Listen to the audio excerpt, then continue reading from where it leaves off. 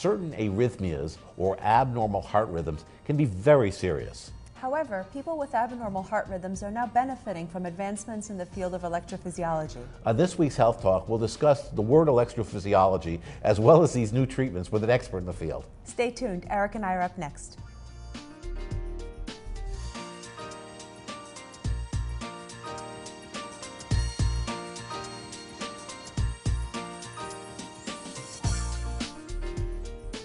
Hello, I'm Dr. Vicky Smitar. And I'm Dr. Eric Mazer. Today we're going to talk about the field of electrophysiology. That's the electrical wiring of the heart.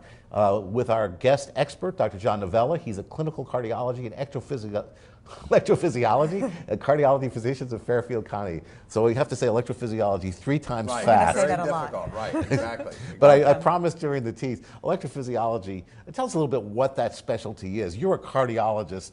You're an internist, then you're a cardiologist, then you're an electrophysiologist, correct? So you're super specialized. Right, it's cardiac, well, I appreciate that, thank you. It's nice.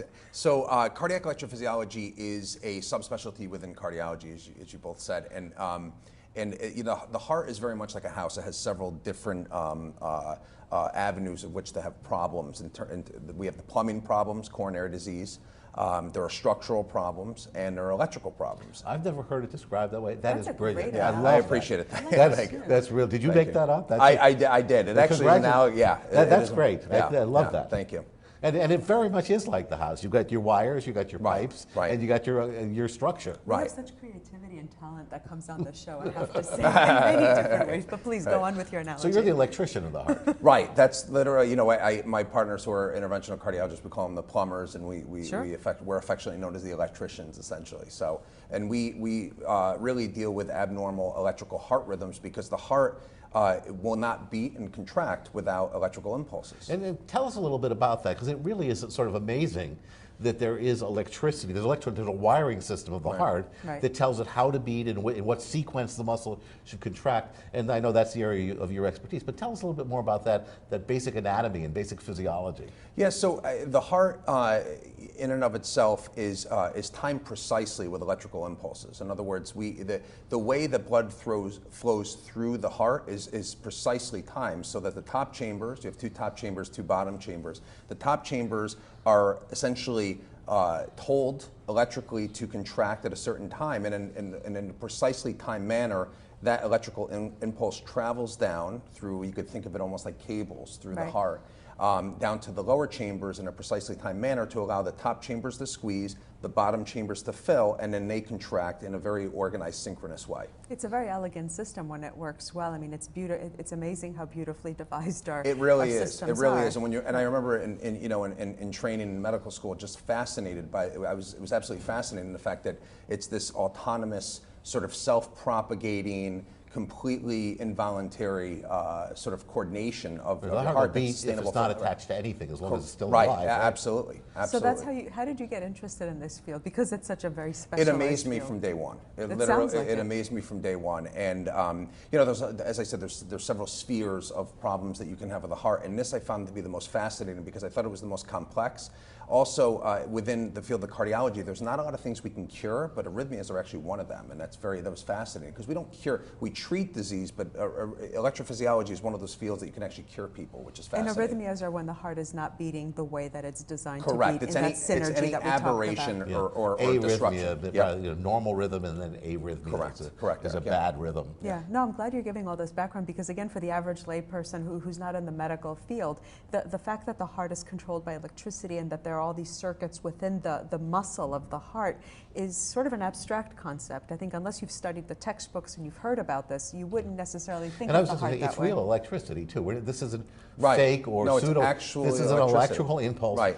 Now, maybe you could take us through that. We know there is a trigger, the sinus node, that sort of is the trigger for this. Maybe start there and take us a little bit through what normally happens. Sure. So we're all born with almost invariably with a small cluster of cells that essentially functions as a pacemaker. It's called the sinoatrial node.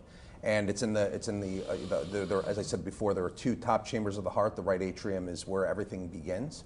And so that cluster of cells sends an impulse electrically that sort of flays out and splays out and sort of spreads throughout the top chambers, and then kind of conducts down, organizes in a way through main cables of the heart that are sort of brought down to the lower chambers of the heart.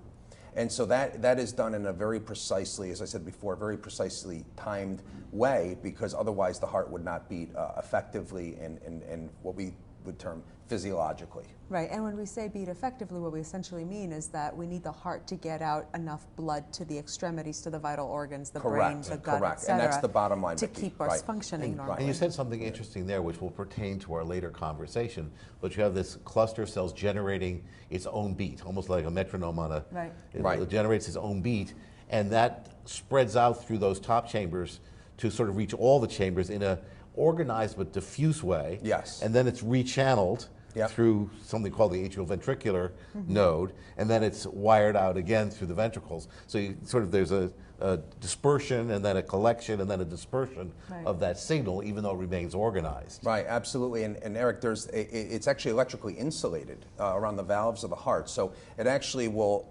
again, fan out through the top chambers and will organize because it has nowhere else to go other than collecting in the next sort of critical structure, which is called the AV node, or the atrioventricular node, and that's where, and that has a delay in it to allow the bottom chambers to fill, and then the following, it sort of spreads down the channels and then it reaches the ventricles. Helped along by wires and then spreads. Correct. Which is really, and you can actually see these, can't you?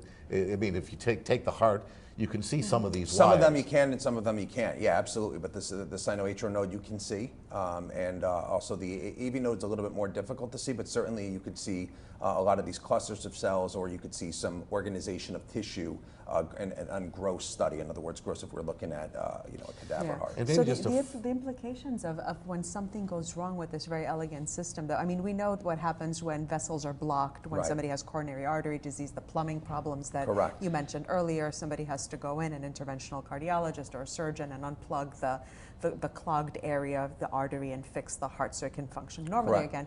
With electrophysiology going awry, when this electrical system, so first of all, what could happen to it and make it go wrong? And then what do you do to fix it? And that'll be really the crux of what we're going to continue to talk about. There are sort of broad categories of problems with the heart. There are slow arrhythmias, and there are fast arrhythmias. We call them bradyarrhythmias and tachyarrhythmias. And so regarding the sinoatrial node, which is the pacemaker, that could sometimes fail, meaning that just it's autonomous, and it's able to sort of recreate itself every time and reinitiate itself to really essentially instruct the heart to contract. But that could sometimes fail, and so you can have, that can lead to a slow heart rate. Or there is a propagation problem. In other words, the impulses are not able to conduct down. The wires fail. In other words, anywhere through, and you can think of it almost like a highway in a way. And then those are sort of broad categories. And then arrhythmias in another cells. There's the tachyarrhythmias, and those are fast heart rhythms that are not as organized as what we described earlier. So those are basically other areas of the heart, other foci, or other, essentially a focus that sort of hijacks the heart in a way and sort of corrupts the normal physiology of the heart. So that's part of the additional complexity is other parts of the heart have the ability, correct me if I'm wrong, to pick up some of this pacing function if these normal nodes fail, but they don't always pick it up in the proper way. There's sort of you can think about it as being a backup, but imperfect backup system. Right, exactly. And so every step down the line, in other words, if the primary pacemaker fails, there are backup mechanisms in place, but some of which are sustainable for life, and some which people walk around every day wouldn't know, and other times they're not compatible with life. But it's sort of the way that nature's way is sort of trying to really sustain life in a critical time. Let me ask the question, really, to bring it back to the patient home. How does someone know they're having an arrhythmia? What are the symptoms? Great question. How can they check? Just for people at home, for the average person, what does an arrhythmia do? So what? Great question. So it varies in everybody, and anything from patients not being aware at all and being entirely asymptomatic to people passing out or people having cardiac arrest. So it really runs the gamut. I think the most common types and our sort of general themes are being aware that the heart is beating irregular. We use the word palpitations is what we describe it as physicians, but it's really being aware of irregularity of the heart. It could be being lightheaded, short of breath, having chest pain, feeling lightheaded, passing out.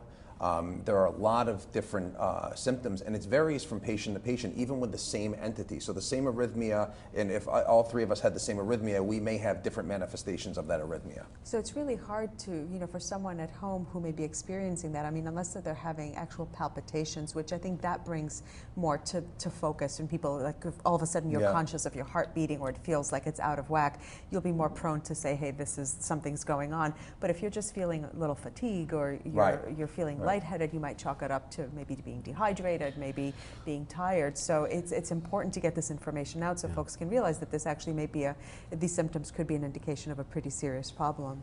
You're absolutely right, Vicki. I mean, we see patients all the time that say, oh, I'm just out of shape. And then they come in and we either see them in the emergency room or in the office, and they're in an arrhythmia that's non-physiologic, meaning abnormal. And your heart rate will go up if you exercise. That's normal. Right. And so people sometimes, as if they were on a treadmill, they could be on a treadmill for weeks and not realize. In other words, the heart is beating at a rate of 180, 200 beats a minute. Do you recommend that people learn how to take their own pulse so that they can help to?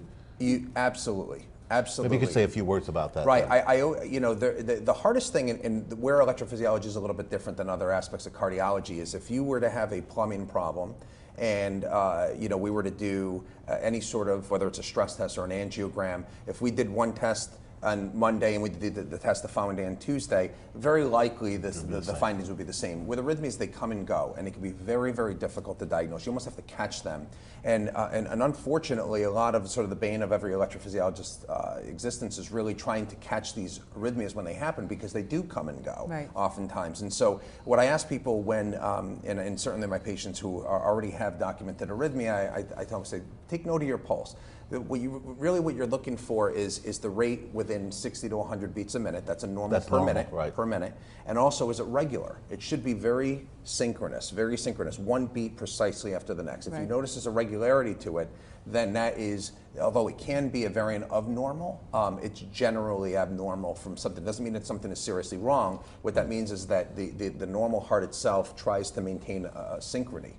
Consistently in very regular rhythm. Yeah, and I think that's really, really important. You can take your pulse really by feeling the artery that runs beneath the base of the thumb, or something in your neck. If you have trouble finding this, you can find it in the carotid artery. But getting that, actually, that's one of the first things you do if somebody faints. Is you get their pulse to see whether they've got, and it should be a nice regular beat. And if it's going like this, then you clearly it's too fast. And if you hear that's too slow. And also it's the irregularity. And then the convention.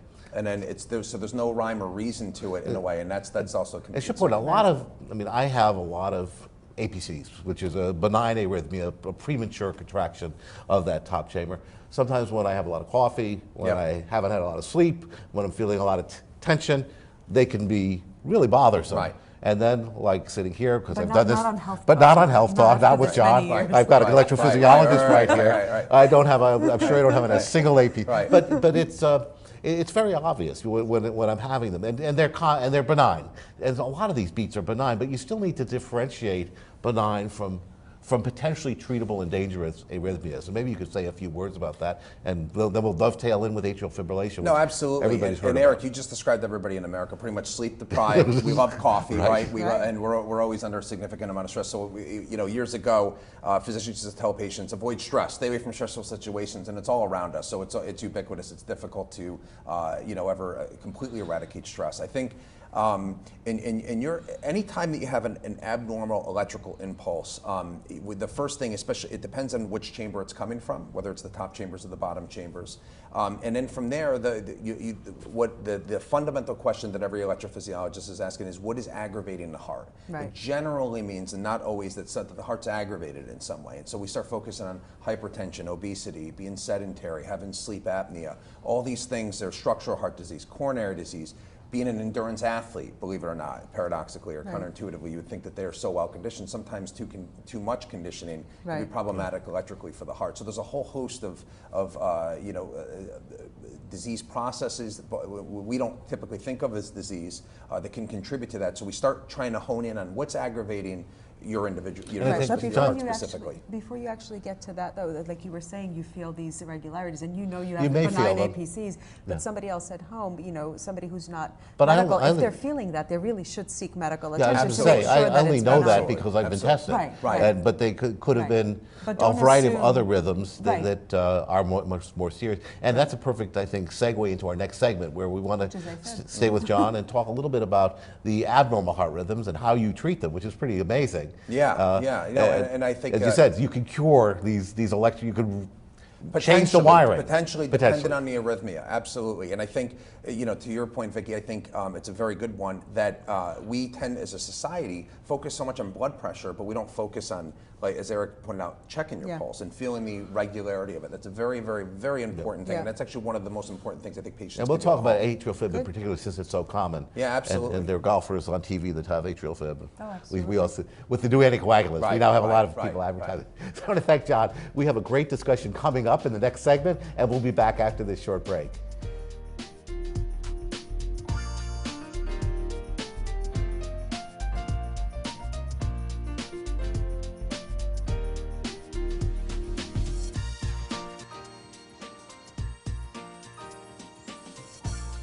Hi, Vicki and I are back with our guest, Dr. John Novella, talking about heart rhythm disturbances. And we're going to get right to the money, I think, here. Right. Talk about the common one, atrial fibrillation. What is that, and why is that important? Atrial fibrillation is an absolute epidemic. It's, you know, it affects 33 or one third, really, it's 33% of patients over the age of 75, and probably a lot more than that, actually. It's really just become something that we see literally every single day, multiple times a day. Why is that? I'm going to interrupt you for a second because I'm curious to know, is it that we're picking it up more because we're looking for it now because Great a question. lot Yeah. more folks are getting EKGs, or has something changed and we're seeing it this much more? It's a All the great young question. men are dying from their heart disease. Right, no, I know, and I Maybe think that's that's a great right. question. Yeah. It's a Yeah, great yeah. question, Vicki. I think it's multifactorial. I think our surveillance is better. Right. Our detection is better. Our time to detection is better. I think patients certainly are living longer. We've you know, that's I mean, there's been been well a documented. dramatic drop in mortality of heart disease in the Absolutely. last 25 or 30 Absolutely. years. And I also think we're not the healthiest of societies, and I think that we have, with obesity and our sort of, you know, lifestyle, it put a does. lot of strain on our we put a lot of hearts. strain on our hearts. Yeah, absolutely. So I think that it is multifactorial. And why is it important?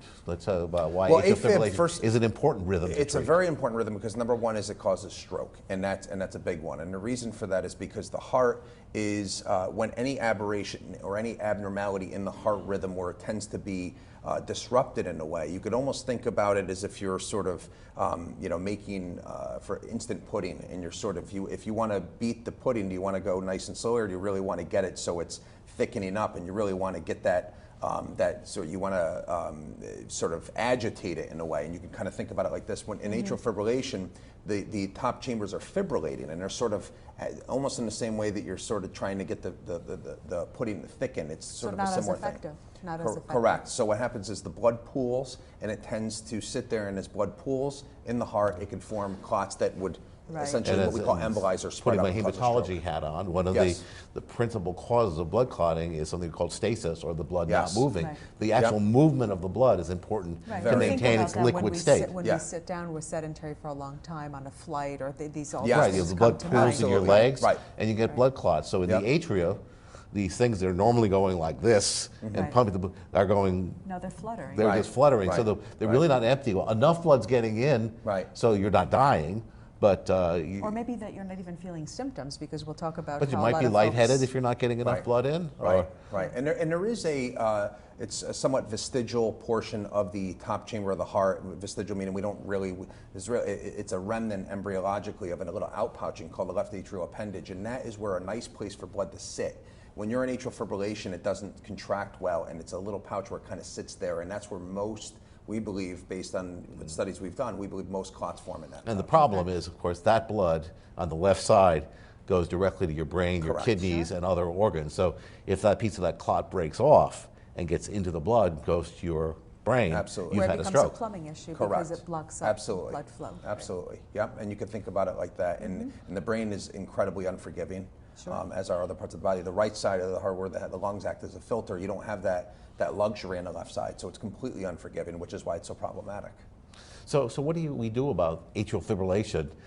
Maybe give us, we're going to run out of time, but give Right. us some of the approaches to this, and particularly your approach. And I don't mean your own approach, but when does the electrophysiologist get involved? I think, and this may, with all due respect to general cardiologists, this may, upset some people. I really think that an electrophysiologist should be involved in every patient with atrial fibrillation because it's a very complex disease and poorly understood.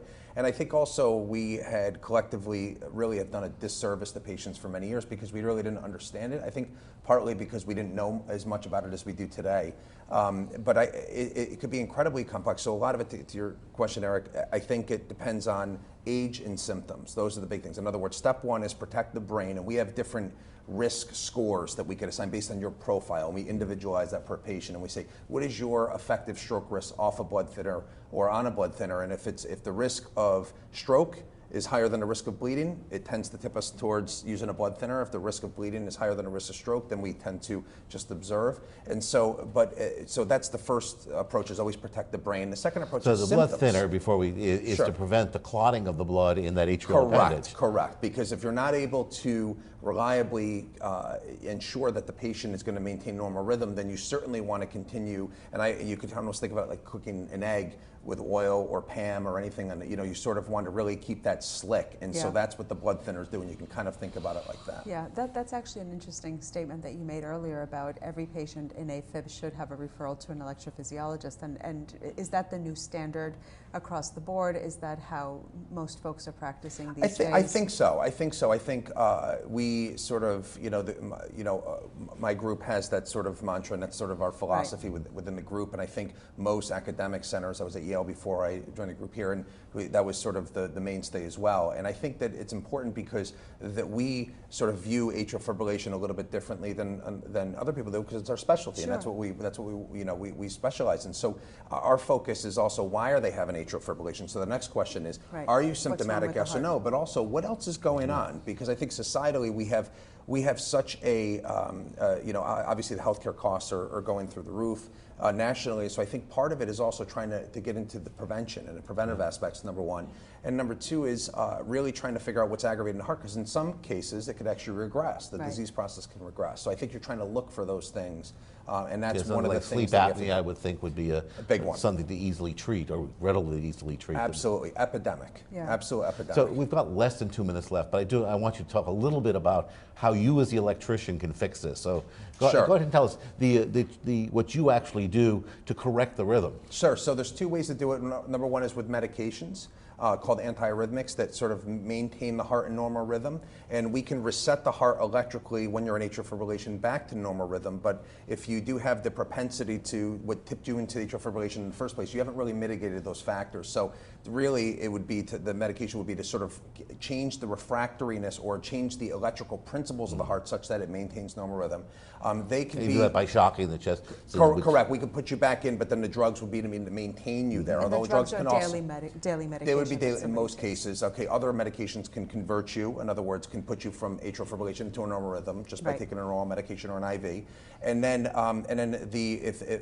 because drugs have limited effectiveness and have potential side effects, atrial fibrillation ablation has become a real mainstay of therapy and something that's really sort of exploded and evolved. Can you tell us in 15 seconds, which is all we have left, what that entails? Sure. So that is a minimally invasive procedure where we place large IVs in the groins, go up in the heart, and actually deliver microwave energy to areas that are triggers that are triggering the atrial fibrillation in the first place. So you can actually map the electrical activity using those catheters, which I find amazing. That Correct. They actually, by testing touching the different part of the heart, know where where it's going abnormally, and that can damage or open those circuits that shouldn't be open. Right. And we'll have to have you back at another time. We've run out of time, so I think we've got to do. We got to the punchline, I think we've got to do this with a big Roman numeral 2, because we really didn't talk about what we wanted to talk about the whole time. So when we come back, we'll have today's health question. But right now, let's take a look at some of our future events sponsored by Norwalk Hospital.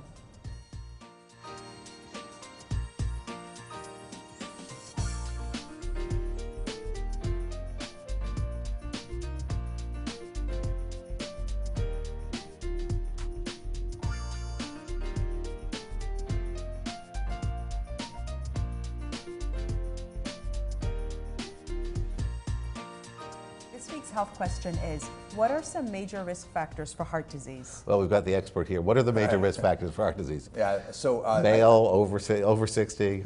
no, I think certainly age and gender. So males, again, over the age of 55 to 60, the presence of hypertension, high blood pressure, essentially, diabetes, abnormal, so what we call, dyslipidemia or high cholesterol. Family history is a big one.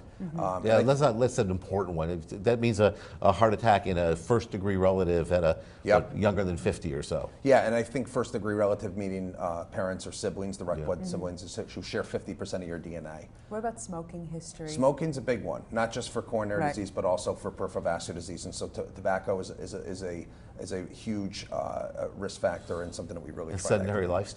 Sedentary lifestyle, being physical inactivity is another one. Low HDL, which is the good cholesterol, believe it or not. So that's another one. So there's a whole host of so we get a pretty good picture of somebody's cardiovascular risk without doing any special studies. In fact, there are ways now we can estimate based on statistical algorithms exactly what your risk is. And that's something you can ask your doctor to do if you want. Yeah, and some of these things you can change. Obviously, you can't change your genetics, but it sounds like from the discussion we just had that there are a lot of things that we can affect and change. Vicki. Yeah, absolutely. And there are risk calculators online. Framingham has one for patients. And that's all we have time for. Yeah. So thank you. We definitely have to have you come back, John. Yeah, absolutely. Great discussion. Thank you. If you have a question you'd like to ask Vicki and me and one of our guests on Health Talk, please contact both of us at healthtalk@norwalkhealth.org. We would like to thank today's guest, Dr. John Novella, for coming on our show. And we will see you next week on Health Talk. Right. Learn how to take your pulse. It's really quite easy and may be important for you. Great. Thank you. Thank you.